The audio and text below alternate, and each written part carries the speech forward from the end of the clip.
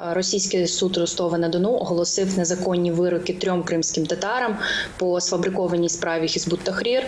Про це повідомляли кореспонденти Кримської солідарності з Криму. Кухаря Ернеста Ібрагімова та підприємця Олега Федорова посадили на 13 років позбавлення волі, а будівельника Ісмета Ібрагімова на 19 років ув'язнення в колонії суворого режиму. Давайте послухаємо пряму мову родичів незаконно ув'язнених та адвоката.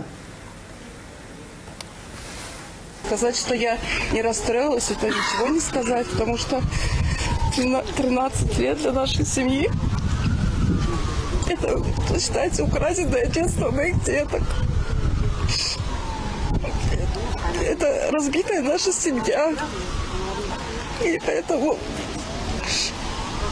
я все это понимаю в плане того, что, иншаллах, мы уповаем только на Всевышнего Аллаха, и что, иншаллах, что все невинно обвиненные братья, иншаллах, выйдут с помощью Всевышнего на свободу. Я считаю, что все это происходящее открытый геноцид по отношению к нашему народу, который корнями уходит в 1783 год, затем 1944 год.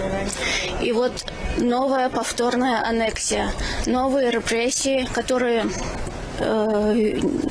видоизменились, но несут в себе ту же суть. Если разбирать все дело по косточкам, да, по каким-то частям, то можно выявить большое количество процессуальных нарушений, большое количество оснований для прекращения этого уголовного дела. Но, как сказали в последнем слове и Олег, и Эрнест, судебный конвейер не направлен на то, чтобы объективно подойти к рассмотрению дела, а направлен лишь на то, чтобы вынести приговор именно с обвинительным уклоном. Нагадаю, що в 2017 році окупаційні силовики незаконно затримали Ернеста Ібрагімова, Олега Федорова та Ісмета Ібрагімова. Окупанти звинуватили їх в участі у забороненій в Росії та окупованому Криму організації Хізбут Тахрір. В Україні діяльність організації не заборонена. Російські окупанти провели військові навчання на Керченському мосту, побоюючись нападу на міст ЗСУ, і влаштували там сильне задимлення. Через димову завісу сталося ДТП. Відповідне відео опублікували у безлічі телеграм-каналів. Водіям доводилось їхати мостом практично наосліп. Один із водіїв дивом не врізався у мікроавтобус перед ним, однак інше авто наздогнало його машину та в'їхало у неї позаду.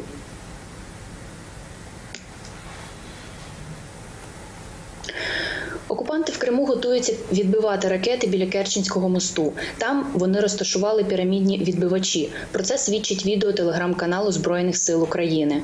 Російські бойовики бояться, що Україна за допомогою західного озброєння може завдати удару по мосту. Пірамідальні відбивачі, які використовують для відведення ракет, встановлені в районі острова Тузла на відстані 50-100 метрів, паралельно автомобільній частині мосту. У рамках логістичного забезпечення військ росіяни перемістили з окупованого Криму на залізничну станцію Каланчак у Мирному Херсонської області 17 вагонів з боєприпасами. Давайте послухаємо пряму мову речника Генерального штабу Збройних сил України Олександра Штопуна. У рамках логістичного забезпечення військ з тимчасово окупованого Криму на залізничну станцію Каланчак, Мирне Херсонської області, переміщено 17 вагонів з боєприпасами. У готовності до застосування ракетного озброєння в акваторії Чорного моря перебувають 3 носії крилатих ракет морського базування типу «Калібр». Туреччина пропустила російське судно «Жебек-Жоли», яке намагалося перевезти викрадене українське зерно. Про це повідомляє прес-служба МЗС. Російське судно намагалося перевезти зерно з окупованого Бердянська до турецького порту Карасу. Українська сторона втрутилась у цю ситуацію, тому судно не змогло розвантажити зерно і було затримане. До турецької сторони направили запит на арешт судна та вантажу. Проте Туреччина проігнорувала звернення української сторони і відпустила корабель. МЗС викликало до відомства турецького посла у Києві.